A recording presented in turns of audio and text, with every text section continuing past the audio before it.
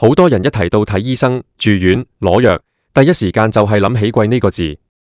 就算係去公立醫院，雖然已經有政府資助，但係如果你要長年累月咁覆診，或者係突然間要住返一兩個禮拜醫院，嗰啲雜費、藥費加埋埋，對好多老人家嚟講都係一個負擔。好多老友記仲停留喺一個舊觀念，覺得喺香港只有攞綜援嘅人先至可以免除醫療費用。其實呢個諗法真係大錯特錯，甚至可能令你白白俾多咗好多錢。今日我就要同大家拆解一個好多人都忽略咗嘅福利，原來只要你係攞緊長者生活津貼，即係我哋平時講嘅長生津，你隨時都符合資格申請醫療費用全免。唔單止係住院費，連去門診覆診、去急症室，甚至係攞藥嗰啲費用，通通都可以1蚊都唔使俾。你冇聽錯，真係1蚊都唔使俾。我哋先嚟講下個背景。喺2024年嘅今日，香港嘅醫療體系雖然好，但係門診同埋住院嘅收費其實一直都有微調。對於一啲已經退休、冇收入，淨係靠嗰幾千蚊長生津過日子嘅老友記嚟講，每一次去醫院都要諗過度過。好多人以為長生津同綜援係兩回事，綜援係包埋醫療，而長生津就只係俾錢你生活。其實政府喺政策入面係有一套醫療費用減免機制。呢套機制唔係淨係俾綜援人士，仲有一班所謂嘅弱勢社群，而攞緊長生津嘅老友記，其實就係最容易達標嘅一群。大家可能心入面會有個疑問，我攞緊長生津，但我唔見有人主動同我講可以免醫療費喎。冇錯，呢個就係重點。綜援係自動波嘅，你只要將綜援醫療證一出，去到醫院查一查身份證就免咗。但係長生津嘅醫療豁免，好多時係要你主動申請。你唔主動去醫務社會工作部或者唔去社署嗰邊搞手續，醫院個系統係唔會知你符合減免資格嘅。所以如果你今日睇完我呢段內容，記得一定要去檢查下自己或者屋企長輩嘅情況。講到呢度，我哋要分清楚邊啲人最容易申請成功。如果你係65歲或者以上，攞緊長生津，而你嘅資產又符合某個水平，你就可以去申請呢個醫療費用減免證明書。有啲人會問，長生津唔係已經分咗高額同普通咩？其實自從2022年9月開始，長生津已經合併咗，所有符合資格嘅老友記攞嘅都係一樣咁多錢，資產限額亦都放寬咗。但係醫療豁免嘅審批，仲係會睇你嘅經濟狀況。想象下，一個70歲嘅陳伯，佢每個月攞住4000幾蚊長生津，佢本身有糖尿病同高血壓，每3個月就要去公立醫院覆診一次。每次覆診要俾門診費，又要俾藥費，如果要做埋檢查，條數都幾襟計。如果陳伯申請咗呢張醫療豁免，佢去到急症室唔使俾嗰180蚊，去到專科門診唔使俾嗰100幾十蚊嘅診金，最緊要係嗰啲10蚊一隻嘅藥，加埋可能幾百蚊一轉嘅藥費，全部變成0蚊。一年計埋，隨時慳返幾千蚊出嚟。呢幾千蚊用嚟買啲營養品，飲下茶，唔好過送俾政府。咁具體點樣申請呢？其實唔難，但係要準備好啲文件。首先，你要去你睇開嗰間公立醫院或者診所嘅醫務社會工作部。如果你唔知喺邊，去詢問處問下，啲職員就會指俾你睇。去到嗰度，你要同社工講你想申請醫療費用減免。你要帶埋你嘅身份證，你攞緊長生津嘅證明，即係銀行存摺或者月結單，睇到社署每個月入錢俾你嗰條數。社工會幫你做一個簡單嘅經濟評估。佢哋會睇你嘅入息同埋資產。如果你係一個人住，或者係同家人住但分開食飯，個評估通常都好容易過。好多人驚申請呢啲嘢會好麻煩，又要查家宅咁。其實對於長生津受惠者，個程序已經簡化咗好多。社工主要係想確認你除咗長生津之外，係咪真係冇其他大額收入或者超標嘅存款。只要你如實申報，通常1至2個禮拜就會批出嚟。呢張證明書通常有1年有效期，甚至有啲長者可以攞到2年。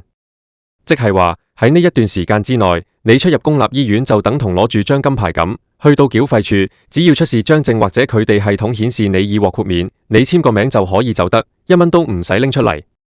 我再同大家講深入啲，呢個豁免到底包啲乜？除咗我頭先講嘅門診同住院費之外，最緊要係藥費。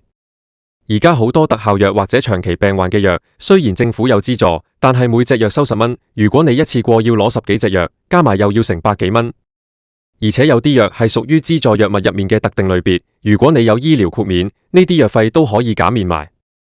仲有啊，如果你因為病情需要喺醫院做一啲醫療器材嘅租借，或者係一啲物理治療、職業治療嘅費用，通通都喺個豁免範圍入面。講到呢度，可能會有啲老友記話：我雖然攞長生津，但我銀行仲有少少棺材本喎，會唔會唔批㗎？呢個就係好多人嘅心結。其實醫療費用豁免嘅資產限額同長生津本身個限額未必完全一樣，佢會考慮埋你嘅實際生活開支。社工係有酌情權嘅，特別係針對一啲長期病患或者係高齡長者。如果你話你嗰幾萬蚊係留嚟做身後事，或者係留嚟應急用，社工通常都會理解。最重要係你要行出嗰一步，去同社工傾下，唔好因為覺得自己有少少儲蓄就唔敢去申請，最後搞到自己病咗都唔敢睇醫生，或者為咗慳藥費而唔食藥，咁樣真係本末倒置。大家仲要注意一點，呢個醫療豁免係計人嘅。如果兩公婆都係攞緊長生津，就要兩個人一齊去申請，唔係話一個申請咗就全家受惠。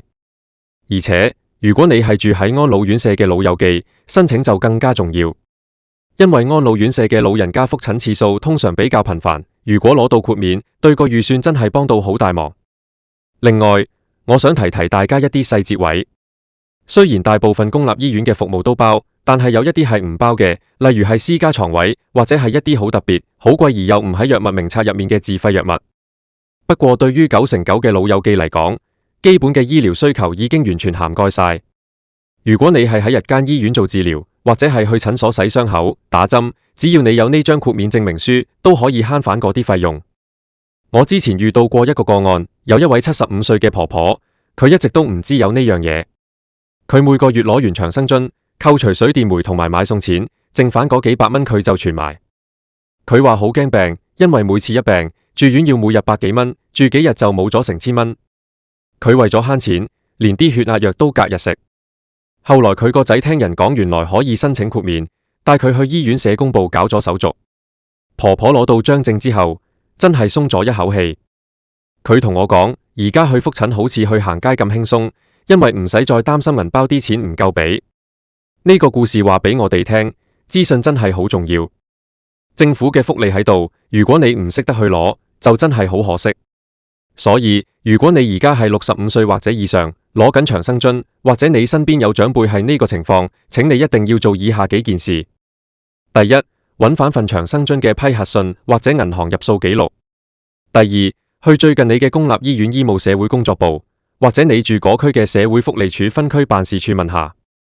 第三，帶齊身份證、資產證明同埋住址證明去見社工。大家唔好覺得去求助係一件醜事。呢個係政府為咗減輕長者負擔而設嘅合法機制。我哋辛苦工作咗一世，去到晚年應該享有基本嘅醫療保障，而唔係因為錢嘅問題而延誤醫治。而且呢個機制其實都係幫緊公立醫院簡化程序。如果你有豁免，佢哋就唔使成日追你嗰幾百蚊嘅住院費欠款，對大家都有好處。仲有一點好重要，就係續期。好多老友記攞完一次之後，以為係永久嘅。記得睇清楚張證明書上面個日期，通常到期前1-2個月，你就要再去揾社工續期。程序通常會比第一次申請快好多，因為佢哋已經有你嘅記錄。只要你嘅經濟狀況冇重大改變，通常都可以順利延續。講到尾，資訊就是金錢。喺香港呢個生活成本咁高嘅地方，每一分一毫都要用得其所。醫療費用減免機制係一塊好大嘅護身符。特別係對於我哋呢班攞緊長生津嘅老友記，唔好再以為綜援先係唯一出路，長生津一樣可以幫你解決醫療費用嘅煩惱。大家如果覺得呢啲資訊幫到你，或者你覺得身邊有老友記仲係傻傻咁俾緊醫藥費，記得同佢哋分享呢個消息。有時你一句話，可能就幫佢哋一年慳返幾千蚊，甚至幫佢哋解決咗個心理大壓力。香港人最緊要係守望相助，特別係對於長者嘅福利。我哋更加要主動去了解，去爭取。如果大家對申請程序仲有啲乜嘢唔明，或者係喺申請過程中遇到咩困難，例如社工話你唔符合資格，但你覺得唔合理，你可以嘗試揾下區議員或者一啲長者地區中心嘅社工幫手。佢哋經驗豐富，可以幫你重新審視個 case。總之，唔好輕易放棄。最後我想講，身體健康先係最重要嘅財富。有咗呢個醫療豁免，我哋就可以更加安心咁去面對身體嘅小毛病，及早求醫，唔使再因為怕貴而拖延。希望每一位老友記都可以開開心心、健健康康咁享受晚年生活。講咗咁耐，如果你仲未行動，不如依家就去揾下你張長生津證明出嚟，或者幫你屋企老人家 check 下。如果你想知更多關於長者福利，或者係點樣喺香港生活得更精明嘅貼士，記得留意住我嘅分享，我會繼續為大家拆解更多你可能唔知嘅生活資訊。